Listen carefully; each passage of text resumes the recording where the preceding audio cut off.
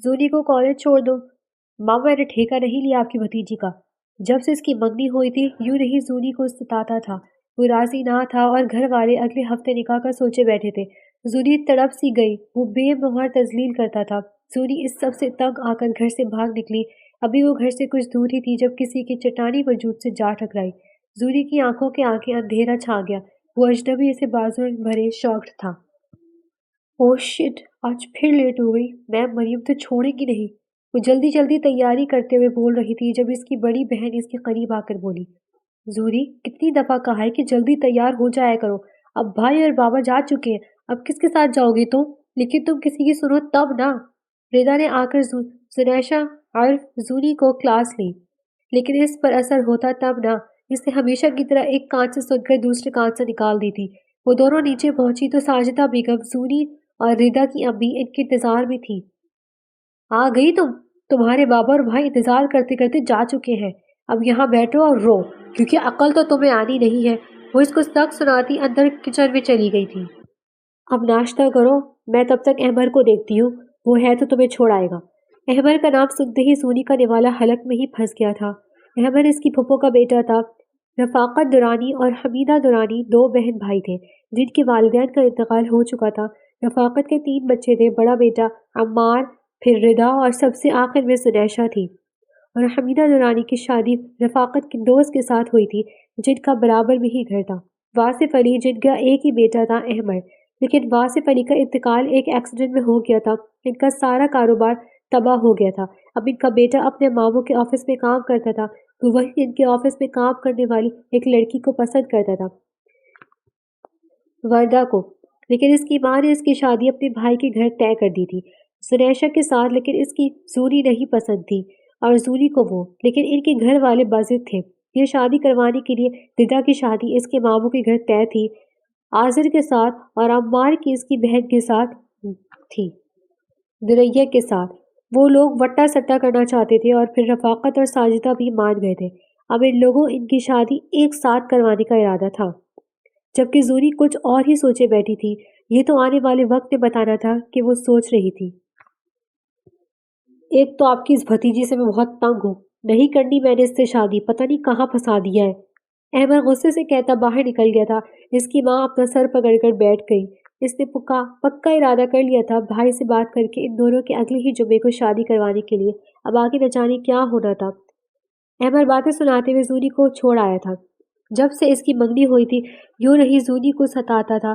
وہ راضی نہ تھا اور گھر والے اگلے ہفتے کا نکاح سوچے بیٹھے تھے۔ زونی تڑپ سی گئی، وہ بے مہر تذلیل کرتا تھا۔ وہ بھی اس سے تنگ تھی لیکن کچھ نہیں کر سکتی تھی۔ اس کے گھر والے عنقریب ان کی شادی کروانے والے تھے۔ ایسے میں اس کی دوست نے اس کو جو مشورہ دیا تھا وہ سوچ میں پڑ گئی تھی کہ اس کو عمل کرنا چاہیے یا نہیں۔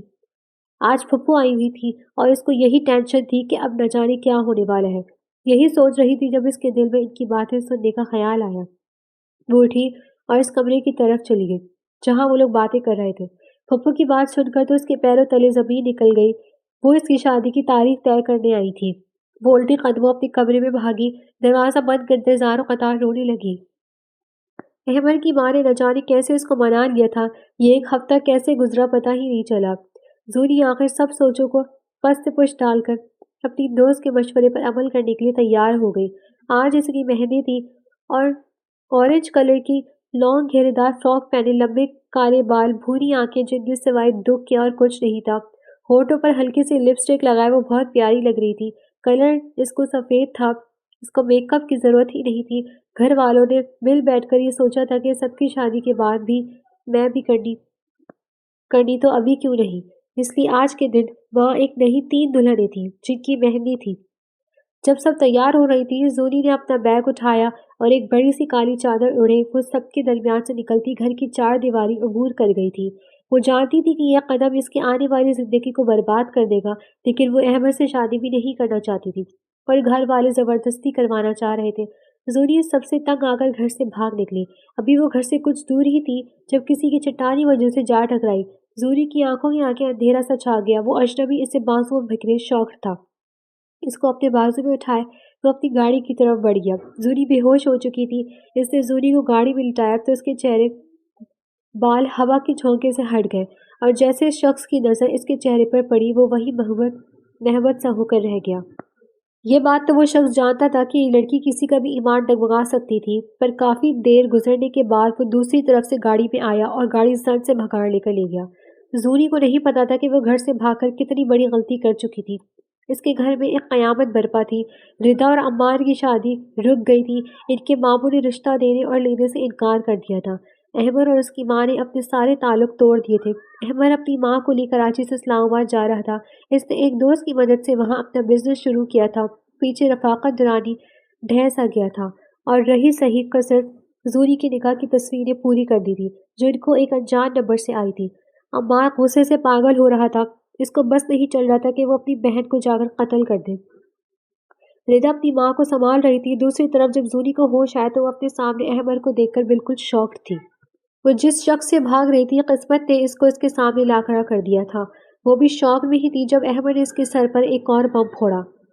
جلدی سے دوپٹہ اوپر کر کے باہر آؤ، ہمارا ابھی نکاح ہے، اور ہاں اگر چوں چرا کی تو بنا دیکھے ہی تمہارے خاندان کو گولی سے اڑا دوں گا، سمجھی؟ وہ احمد کی بات سنتے ہی کانپنے لگ گئی۔ جب احمد نے اس کا ہاتھ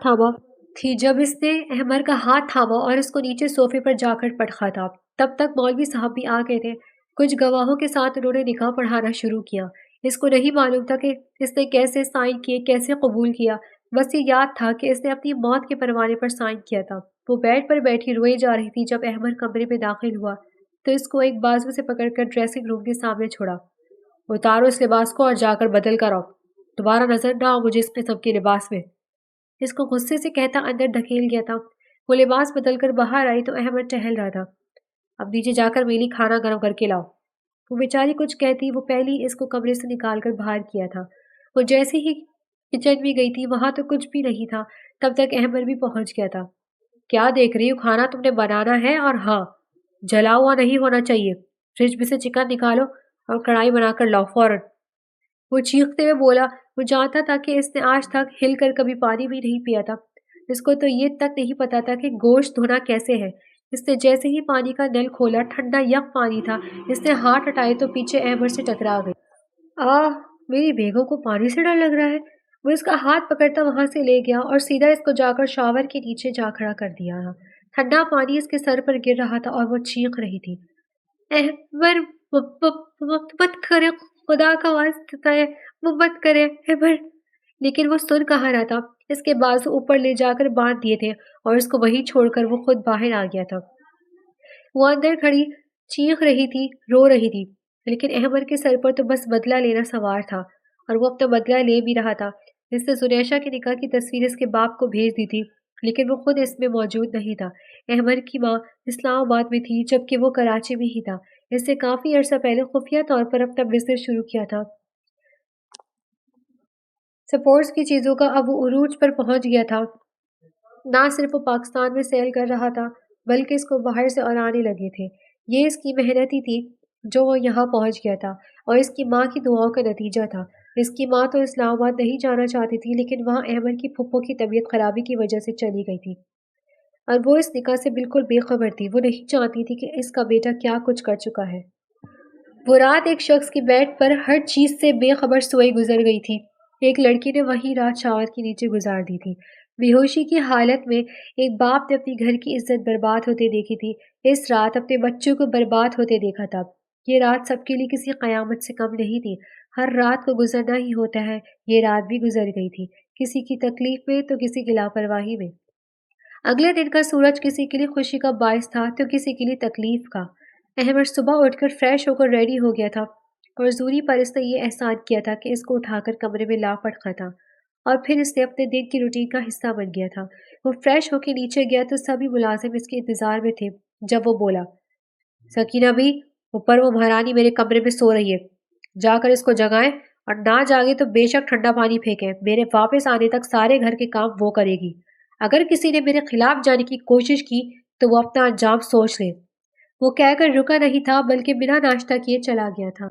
پیچھے سب حیرت کا مجسمہ بنے اسی کے بارے میں سوچ رہے تھے، نہ جانے اس لڑکی پر کیا قیامت گزرنے والی تھی۔ سکینہ بھی نے جا کر اس کو اٹھایا تو وہ بے ہوش تھی اور بخار سے جل رہی تھی، لیکن ان کے پاس تو صرف ماننے کو آرڈرز تھے۔ وہ لوگ کر بھی کیا سکتے تھے، وہ تو ملازم تھے۔ انہوں نے اس کو ٹھنڈے پانی سے ہوش میں لایا۔ اب وہ ہوش میں تو آ گئی تھی لیکن سردی کانپتی ہوئی تھی اور سو گئی، اور سوئی جاگی کیفیت میں۔ اس کو تو فی الحال اپنے ارد گرد تک خبر نہیں ہو پا رہی تھی، وہ ان کی بات کیا ہی سنتی۔ جب وہ اس کو کہہ رہی تھی کہ بی بی اٹھو اور اٹھ کر کام کرو، اس کو ان کی آواز کہیں بہت دور سے آ رہی تھی، جیسے کسی دور دراز علاقے سے وہ اونچا اونچا پکار رہی تھی۔ جب انہوں نے اس کو کھینچ کر کھڑا کیا تھا وہ کچھ سمجھ نہیں پا رہی تھی۔ دوبارہ جگ پانی کا اس کے منہ پر مارا تھا جس سے اس کے حواس کچھ حد تک بحال ہوئے تھے، لیکن ممکن نہیں۔ بی بی اب اپنے بہانے چھوڑو اور کام کرو، تمہیں یہاں مفت کی روٹیاں توڑنے نہیں لائے بلکہ کام کروانے کے لیے۔ اٹھو، بہت ہو گئے بہانے۔ ان سب کو کیا چاہیے تھا؟ ان کو حکمرانی کرنے کے لیے ایک معصوم مل گیا تھا ان کی بلا سے۔ وہ کہتے ہیں نا کہ جب آپ کی اہمیت اس شخص کی نظر میں نہ ہو جس کے ساتھ آپ کو جوڑا گیا ہو تو باقی دنیا والوں کی نظر میں بھی آپ کی اہمیت نہیں ہوتی، پھر چاہے وہ گھر کے نوکر ہو تو چاہے باہر کی دنیا کے لوگ۔ زوری کے ساتھ بھی یہی ہوا تھا۔ احمر کے نزدیک جب اس کی کوئی اہمیت نہیں تھی تو باقیوں کے لیے تو سوچنا بھی محال تھا۔ زوری نے اپنے کپڑے دیکھے تو اس کو یاد آیا کہ کل اس کے ساتھ کیا ہوا تھا۔ اب اس کے پاس یہ سب سوچنے کا وقت کہاں تھا؟ ابھی وہ سوچ ہی رہی تھی کہ جب وہی ملازمہ نے اس کو کپڑے لا کر دیے۔ پہنو بی بی اور نیچے آؤ۔ وہ اپنی طبیعت کو نظر انداز کرتی ہوئی کپڑے بدلنے لگی اور نیچے چلی گئی تھی۔ رفاقت بلا میں قیامت برپا تھی۔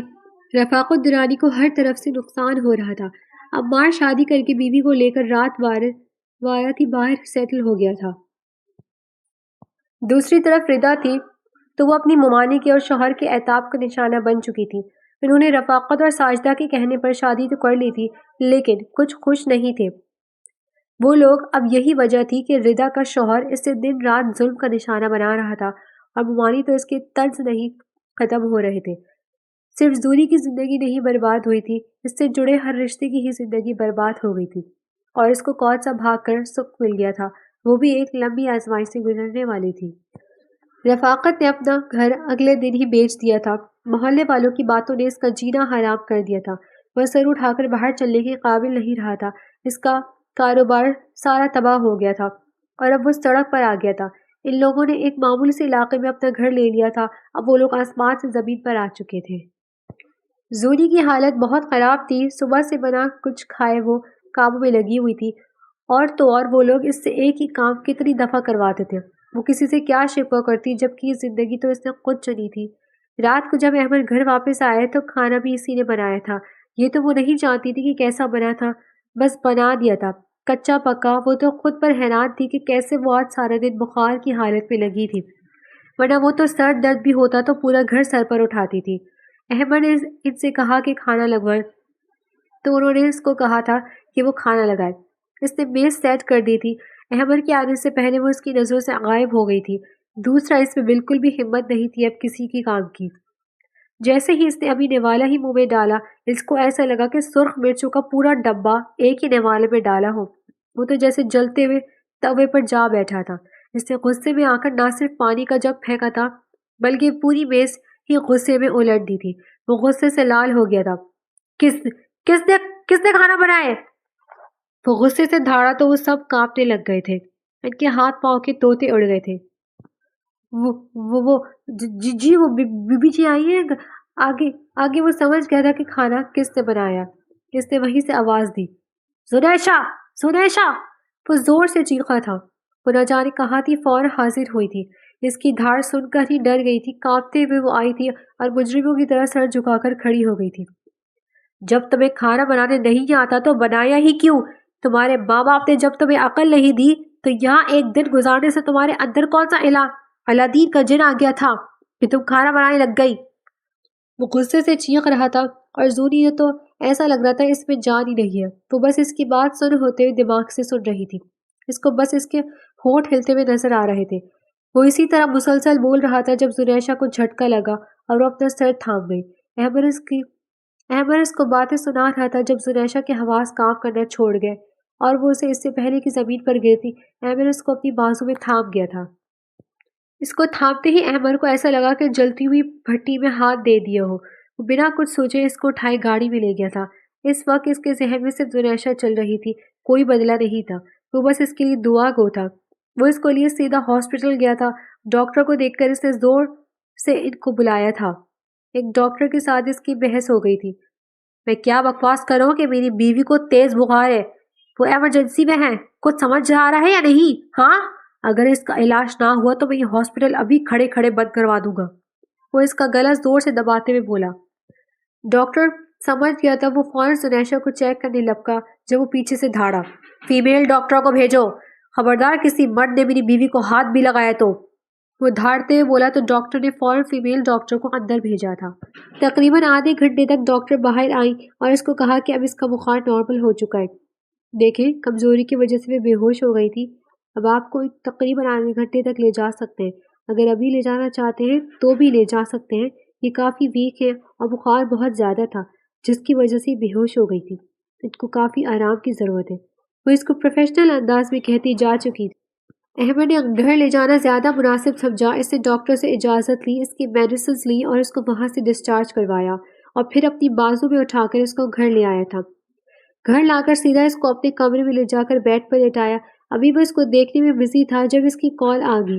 وہ کال سنتے باہر چلا گیا تھا۔ سر، آپ نے جو کام کہا تھا وہ میں نے کر دیا ہے، اب وہ سڑک پر آ چکا ہے۔ بیٹا اس کا باہر چلا گیا ہے، بیٹی اس کی ماموں کے گھر ہے، جبکہ وہ خود ایک معمولی سے آفس میں کام کرتا ہے اور معمولی سے علاقے میں رہتا ہے۔ رفاقت کو برباد کرنے میں سارا ہاتھ اسی کا تھا۔ شاباش، مجھے تم سے یہی امید تھی۔ اس کے چہرے پر ایک مسکراہٹ آئی تھی، تکلیف دہ مسکراہٹ۔ پھر وہ کچھ سوچتے ہوئے اندر چلا گیا تھا۔ زنیشا ابھی تک دوائیوں کے زیر اثر تھی، وہ اس کے سامنے ہی صوفے پر بیٹھ گیا تھا، اس کو دیکھ رہا تھا۔ تقریباً آدھی رات تھی یا اس سے بھی زیادہ وقت جب زنیشا نیند میں بڑبڑاتی پانی مانگ رہی تھی۔ وہ اس کے بڑبڑانے سے جاگ گیا تھا، اس کے قریب گیا تھا، جگ سے پانی کا گلاس بھر کر سائڈ پر رکھا تھا اور پھر اس کو جاگانے لگا تھا۔ زنیشا اٹھو، زنیشا اٹھو۔ زنیشا نیند میں تھی، اس لیے اس کو کچھ سمجھ نہیں آ رہا تھا۔ احمد نے جب اس کو سوتے ہوئے دیکھا تھا، وہ بھی پانی سائڈ پر رکھ کر دوبارہ صوفے پر چلا گیا تھا۔ ابھی اس کو سوئے کوئی آدھا گھنٹہ ہوا تھا کہ وہ دوبارہ چلانے لگی تھی نیند میں۔ احمد اس کے قریب گیا تو اس کو دوبارہ بخار ہو رہا تھا۔ اس نے فوراً نیچے جا کر فریج سے ٹھنڈا برف والا پانی لایا اور پٹیاں بھگو کر اس کے ماتھے پر رکھی۔ وہ بخار سے لال انگار ہوئی پڑی تھی۔ جب وہ پٹی کو نچوڑنے کے لیے اٹھا تو زنیشا نے اس کا ہاتھ تھام لیا تھا۔ احمد ساکت ہو گیا تھا۔ اس نے آہستگی سے اس کا ہاتھ الگ کرنا چاہا، لیکن زنیشا نے نہ چھڑوا تو وہ وہیں بیٹھ گیا، اس کے قریب ہی۔ احمد اس کی پٹیاں کرتا رہا، جس سے اس کی بخار میں کچھ کمی واقع ہوئی تھی۔ اس کے علاوہ کچھ صورتیں پڑھ کر اس کے اوپر پھونک رہا تھا۔ جب فجر کی اذانیں ہوئی تو وہ اپنا ہاتھ نرمی سے اس کے ہاتھ سے الگ کرتا ہوا اٹھا۔ وہ جب اٹھا تو اس نے اس کی پیشانی پر ہاتھ رکھ کر چیک کیا تو بخار کم تھا۔ احمد نے بے ساختہ آگے بڑھ کر اس کی پیشانی پر اپنے ہونٹ رکھے اور پھر پیچھے ہو گیا۔ اس کو دیکھتے ہوئے بولا، تم معصوم ہو، تم نہیں جانتی تمہارے باپ نے تم بہن بھائیوں کے ساتھ کیا کیا ہے۔ اور پھر وہ نماز کے لیے چلا گیا۔ جب وہ فجر کی نماز پڑھ کر لوٹا تو پہلے اس کا بخار آ کر چیک کیا تو وہ نارمل تھی۔ وہ دوبارہ سے وہی احمد بن گیا جب وہ اس کو شادی والے دن بن کر ملا تھا۔ اپنے خول میں دوبارہ قید ہو گیا۔ جب صبح زنیشا کی آنکھ کھلی تو وہ بالکل فریش تھی، مانا وہ پورے حواس میں نہیں تھی، لیکن وہ اتنے ہوش میں ضرور تھی کہ رات احمد کی سخاوت کی قائل ہو گئی تھی۔ کیسے اس نے زنیشا کا خیال رکھا تھا۔ اس وقت اٹھتے ہی اس نے یہ فیصلہ کیا تھا کہ اب سے وہ روز رونے دھونے کے بجائے احمد کی زندگی میں جگہ بنانے کی کوشش کرے گی۔ اس نے فیصلہ کیا تھا کہ اب سے وہ احمد کی خاطر کوکنگ سیکھے گی، گھر کے سارے کام خوشی سے کرے گی تاکہ احمد کو شکایت کا کوئی موقع نہ مل سکے۔ وہ فریش ہو کے نیچے آئی تو احمد ناشتہ کر کے جا چکا تھا اور ملازمین کا رویہ بھی اس کے ساتھ بالکل بدل چکا تھا۔ زنیشا ایک اچھے دل کی مالک لڑکی تھی، لیکن گھر میں آزادی اور لاپرواہی کی وجہ سے وہ بھی بگڑ گئی تھی۔ اب وہ بس احمد کے ساتھ رہنا چاہتی تھی۔ احمد کے رات کے رویے نے اس کے دل میں محبت کا بیج بو دیا تھا۔ اب یہ تو اس پر تھا کہ وہ اس بیج کو پروان چڑھانا چاہتی ہے یا نہیں۔ زنیشا جیسے ہی نیچے آئی، سب ملازمین کام میں مصروف تھے۔ اس کو دیکھ کے سکینہ بھی اس کے قریب آئی اور پوچھنے لگ گئی، آپ کیا ناشتہ لیں گی بی بی جی؟ وہ بول رہی تھی اور زنیشا سوچ رہی تھی کہ کل نے لوگوں کا رویہ کیسے تھا اس کے ساتھ اور آج کیسا تھا۔ بات صرف چھوٹی سی تھی، جب احمد نے اس کو اہمیت دی تھی سبھی اس کو اہمیت دینے لگ گئے تھے۔ ایک پیس بریڈ اور ایک کپ چائے آپ باہر لے آئیے گا، میں وہی ناشتہ کروں گی۔ وہ کہنا چاہتی تھی اتنا کم ناشتہ، لیکن چپ کر گئی۔ جب سکینہ بھی اس کا ناشتہ لے کر گئی تو وہ بولی، اماں بھی مجھے آپ سے ایک بات کرنی تھی۔ وہ تو اس کی اماں بھی کہنے پر حیران تھی اور خوش بھی ہوئی تھی۔ اپنی تو کوئی اولاد تھی ہی نہیں، آج کسی نے اماں کہا تھا تو دل کو سکون سا مل گیا تھا۔ بس یہی وہ لمحہ تھا جب اس عورت کا دل سوری کی طرف سے صاف ہو گیا تھا۔ جی جی بولو۔ مجھے بہت اچھا لگا آپ نے مجھے اماں کہا۔ وہ اپنی آنکھوں میں آئی نمی کو صاف کرتے بولی تو زوری نے ان کو گلے سے لگا لیا۔ میں آج سے آپ کو اماں ہی کہوں گی۔ آپ مجھے کھانا بنانا اور دوسرے کام سکھائیں گی نا؟ اس نے بڑے ماج سے پوچھا تھا تو وہ کیسے انکار کرتی، انہوں نے فوراً ہاں کر دی تھی۔ اس طرح زنیشہ ان سے کام سیکھنے لگی تھی۔ احمد اکثر اوقات گھر واپس نہیں آتا تھا اور زنیشہ کے ساتھ وہ اس طرح بحث نہیں کرتا تھا جس طرح وہ پہلے کیا کرتا تھا، نہ ہی ملازمین پر چلاتا تھا۔ وہ اب بس کام ہوتا رہ بات کرتا، ورنہ کسی شکل بھی نہیں دیکھتا تھا۔ اس کو اپنے کام میں زنیشہ کی مداخلت پسند نہیں تھی، بلکہ کسی کی بھی نہیں، اور زنیشہ اب اس کو منانے کی پوری کوشش کر رہی تھی کہ وہ کس طرح مان جائے۔ روز اس کا پسندیدہ کھانا بناتی تھی، لیکن وہ یا تو کھاتا نہیں تھا اور کھا لیتا تو بنا کچھ کہے وہاں سے چلا جاتا۔ اس طرح دن گزر رہے تھے۔ زنیشہ اب اماں کے ساتھ مل کر نماز بھی پڑھتی تھی اور قرآن پاک کی تلاوت بھی کیا کرتی تھی۔ وہ پہلے سے بہت بدلتی جا رہی تھی، لیکن اس کا بدلنا احمد کو نظر نہیں آ رہا تھا۔ وہ تو بس گھر آتا تھا اور چلا جاتا تھا۔ ان کی شادی کو اب اسی طرح 1 سال ہو چکا تھا جب ایک دن اچانک سے ان کی پھپھو آ گئی تھی۔ زنیشہ کو دیکھ کے پہلے تو وہ حیران ہوئی تھی، لیکن پھر ایک غصے کی لہر ان کے وجود میں دوڑ سی گئی تھی۔ بنا اس کو کچھ کہے اپنے کمرے کی جانب بڑھ گئی تھی اور احمد کے واپس آنے کا انتظار کرنے لگی تھی۔ احمد کے واپس آتے ہی انہوں نے پہلے اس کی کلاس لی تھی جو وہ چپ چاپ سنتا رہا تھا۔ اب کیا گونگے بن کر بیٹھے ہو؟ اگر اسی سے نکاح کرنا تھا تو اتنا ڈرامہ کرنے کی کیا ضرورت تھی؟ ہاں، نہ وہ گھر سے بھاگتی اور نہ ہی اتنا سب ہوتا۔ وہ چیختے ہوئے بول رہی تھی۔ ضرورت تھی ماما، تھی ضرورت۔ اگر اس کی بیٹی گھر نہ بھاگتی تو اس شخص کو ہماری تکلیف کا احساس کیسے ہوتا؟ آپ جانتی ہیں نا اس نے نہ صرف میرے باپ کو مارا ہے بلکہ پھپھو کو گھر سے بھگا کر اس ذلیل انسان کے آگے بیچ دیا۔ آپ کو کیا لگتا ہے کہ آپ مجھے کچھ نہیں بتائیں گی تو مجھے معلوم نہیں ہوگا؟ ماما، میں آپ کے ہر آنسو کا گواہ ہوں، آپ کی ہر تکلیف کا گواہ ہوں۔ جب جب ہم اتنی تکلیف سے گزر رہے ہیں تو وہ کیوں نہیں؟ کہنے کو وہ شخص آپ کا سگا بھائی ہے، لیکن وہ ایک آستین کا سانپ ہے، سانپ جس نے نہ تو آپ کا خیال کیا اور نہ ہی اپنی اولاد کا۔ اور آپ کہتی ہیں کہ اس کی ضرورت کیا تھی؟ وہ ضبط کے انتہا پر تھا جب اس کی ماں نے اٹھ کر اس کو آ کر تسلی دی۔ لیکن اس سب میں اس معصوم کا کوئی قصور نہیں احمد، میں نے تمہاری یہ تربیت نہیں کی تھی۔ وہ دکھ سے کہہ رہی تھی۔ وہ نظر انداز کرتے ہوئے بولا، آپ کی بھتیجی کو کچھ نہیں کیا میں نے۔ وہ یہاں جیسے اس کا دل کرتا ہے ویسی رہ رہی ہے، اور کیا چاہیے؟ اور ہاں، میں نے آپ کو بتانا تھا کہ میں وردہ سے شادی کرنا چاہتا ہوں۔ اب آپ انکار نہیں کریں گی۔ 1-2 دن تک اس کے گھر رشتہ لے کر جانا ہے، تیار رہیے گا۔ وہ ان کو کہہ رہا تھا، یہ جانے بغیر کہ دروازے کے باہر کھڑے وجود کے پاؤں تلے زمین ہی نہیں رہی تھی۔ زنیشہ جو ان سے چائے کا پوچھنے آئی تھی، ان کی باتیں سن کر وہیں جم گئی تھی۔ اس میں ہلنے کی ہمت ہی نہیں رہی تھی۔ وہ جس باپ کو ہیرا سمجھتی تھی وہی باپ تو بھیڑیا نکلا تھا۔ وہ سوچ بھی نہیں سکتی تھی کہ اس کا باپ ایسا بھی کر سکتا تھا۔ وہ دبے قدموں وہاں سے اپنے کمرے میں آ گئی تھی اور زاروں قطار رونے لگ گئی تھی۔ وہ اپنے باپ کی کس کس گناہ پر روتی۔ وہ بالکل ڈھہ سی گئی تھی، اور دوسری جس بات نے اس کو توڑ کر رکھ دیا تھا وہ تھا احمد کی دوسری شادی کرنا۔ وہ بالکل ٹوٹ سی گئی تھی۔ وہ رات زنیشہ پر بہت بھاری پڑی تھی۔ اس سے شکر کیا تھا کہ احمد کمرے میں نہیں آیا تھا۔ صبح اس نے اپنی پھپھو سے معافی مانگی تھی۔ یہ ظاہر نہیں ہونے دیا کہ وہ اپنے باپ کی حقیقت جان چکی تھی، تو انہوں نے اس کے کھلے دل سے معاف کر دیا تھا۔ انہوں نے ہی اس کو شاپنگ کا مشورہ دیا تھا۔ جب سے وہ اس گھر میں آئی تھی اسے شاپنگ نہیں کی تھی، اس لیے آج وہ سکینہ بی کے ساتھ مال جا رہی تھی احمد کی اجازت لے کر۔ جب وہ مال سے شاپنگ کر کے باہر نکل رہی تھی تو اس کی نظر اپنی ماں اور بہن پر پڑی تھی۔ وہ سکینہ بی کو وہیں گاڑی میں انتظار کرنے کا کہتی اور خود ان لوگوں کی جانب بڑھ گئی۔ وہ دونوں جا رہی تھی جب اس نے پیچھے سے آواز دی تھی، ماما، ردا، ماما میری بات سنیں۔ تو وہ حیرت سے مڑتی رک گئی تھی۔ وہ جیسے ان لوگوں کے قریب گئی تھی اس کی ماں نے اس کو رکھ کر تھپڑ مارا تھا۔ چٹا، تمہیں شرم نہ آئی باپ کو رسوا کرتے ہوئے؟ اب جب ساری دنیا تو خاک کے ہمارے سروں میں ڈال چکی ہو تو واپس کیوں آئی؟ کیا کوئی کمی رہ گئی تھی؟ ہاں بولو۔ انہوں نے اس کو دوسرا تھپڑ مارا۔ وہ چپ تھی، پھر وہ آگے بڑھ گئی، البتہ ردا نے اس کو گلے سے لگایا تھا اور وہ بہن کی گلے لگ کر اپنے آنسو کو روک نہ سکی۔ ردا، یہ میرا ایڈریس ہے، میں امید کرتی ہوں تم مجھ سے ملنے ضرور آؤ گی۔ وہ اس کو کہہ کر چلی گئی تھی اور پیچھے ردا نے اس سے ملنے کا معصوم ارادہ کر لیا تھا۔ وہ گھر گئی تھی تو بہت پریشان تھا۔ ماں کو اس حالت میں دیکھ کر ردا کے چہرے نشان سب واضح کر رہے تھے۔ وہ انہی سوچوں میں मगर तीस को पता ही ना चल सका कि कब शाम हुई और कब रात हुई। वो इसी तरह कमरा बंद करके पड़ी रही थी। जब शाम को सकीना बी ने आकर इसका दरवाज़ा खटखटाया, इसने इनको इजाज़त दी तो वो अंदर आ गई। वो इनकी गोद में सर रख कर लेट गई। वो ये तो नहीं जानती थी कि इसको क्या हुआ था, लेकिन वो ये ज़रूर जानती थी कि वो इनको खुद ही बता देगी।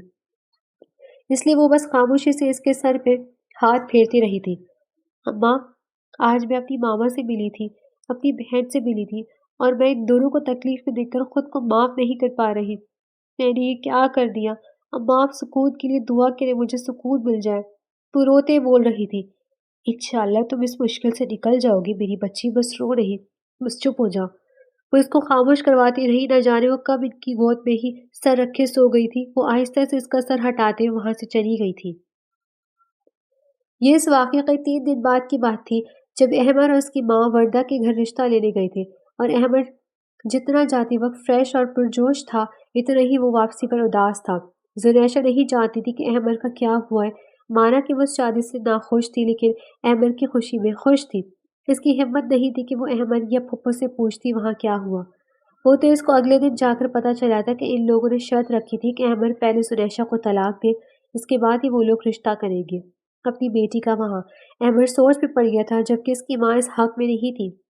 यही कसर वर्दा ने पूरी कर दी थी, ये कहकर कि इस तरह से इसका बदला पूरा हो जाएगा, और अहमद सिर्फ माँ की वजह से रुक गया था। इन सब से जुनैशा को ये लगा था कि इसको ही चले जाना चाहिए था। अहमद की लाइफ से जो भी था, इसके बाप ने अहमद के साथ गलत किया था। यही सोचकर इसने फैसला किया कि वो अहमद से बात करेगी, और वो बात करने के लिए चल दी। वो जब कमरे में गई तो अहमद का काम कर रहा था। इसको समझ आ गई थी कि इसको पता चल गया है। मुझे आपसे बात करनी है, इसने नरमी से कहा तो जो अहमद में काम में लगा था वो मुतवज्जा हो गया था। काम छोड़ दिया। तो बोलो। इसको ऐसे ज़ाहिर किया जैसे वो अभी भी काम में मसरूफ़ है।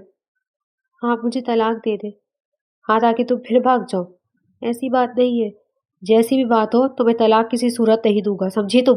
और ये तुम्हारी भूल है कि तुम इस रिश्ते को ख़त्म कर सकती हो। अहमद गुस्से से बोला था, हालांकि चाहता तो वो भी यही था, लेकिन न जाने क्यों उसका खुद से तलाक के मुतालबे ने उसके अंदर आग लगा दी थी। वो मैं शट अप।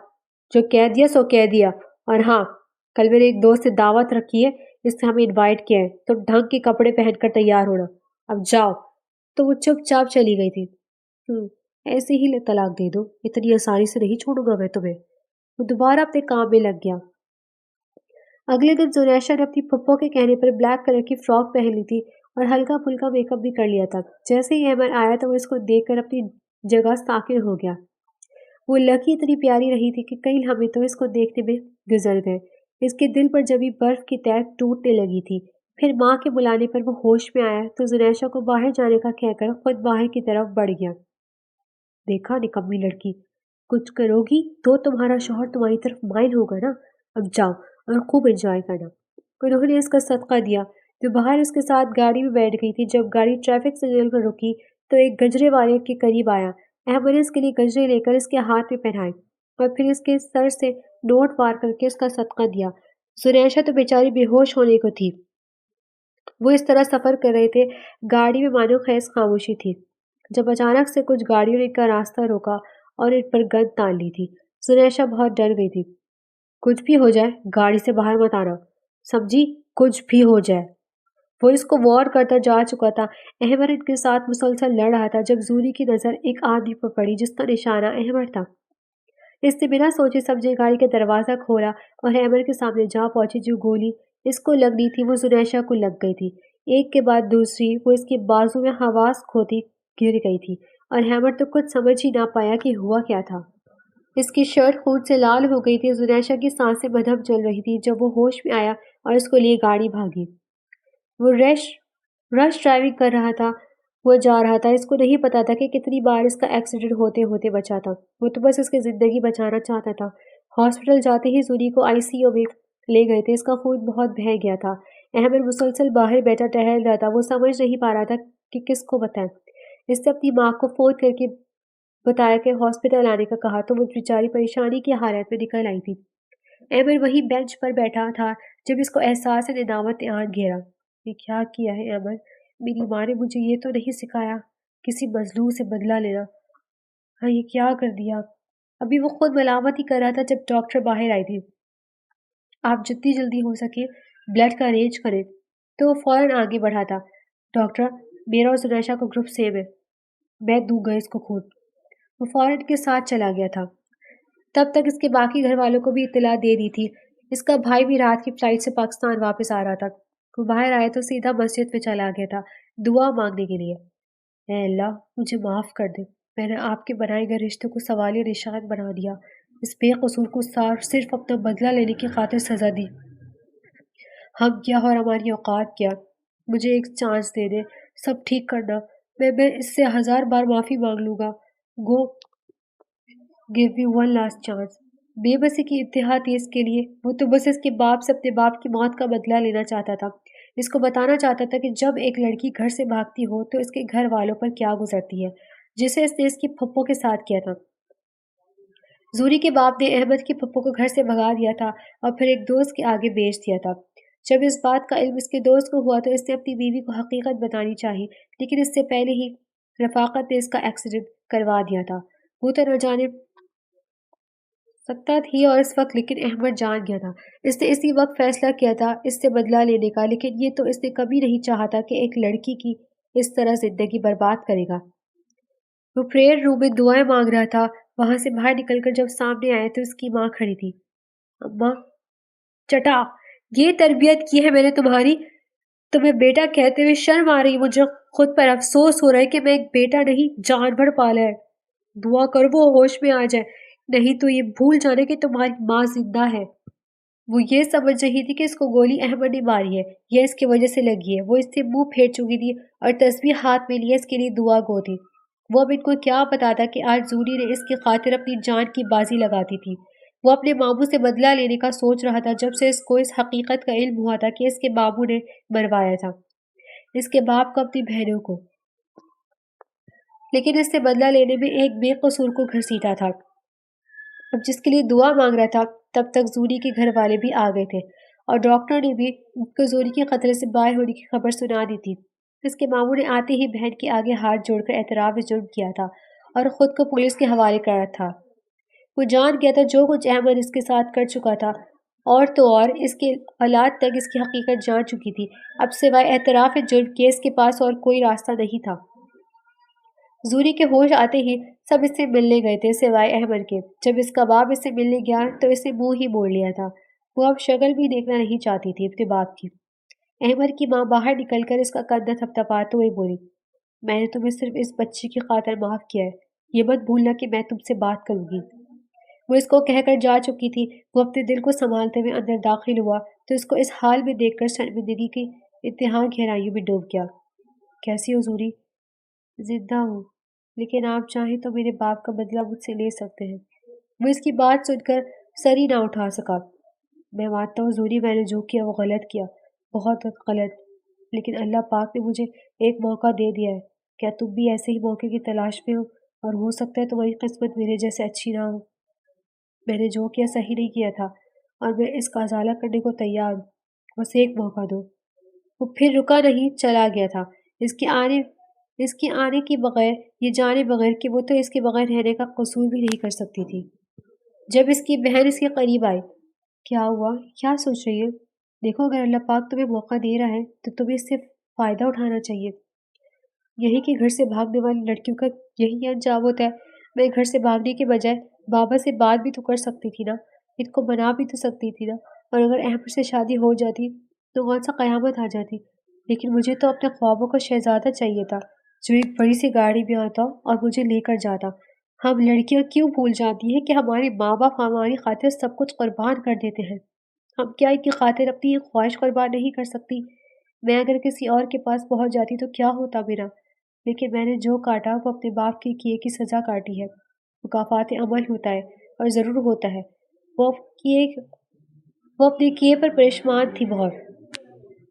چلو جو ہوا اس کو بھول جاؤ، تم ایک بڑی مصیبت سے بچ گئی ہو، اور یہ جو تمہیں ٹھوکر لگی ہے اس سے تمہیں ہی نہیں ہم سب کو عقل آ گئی ہے۔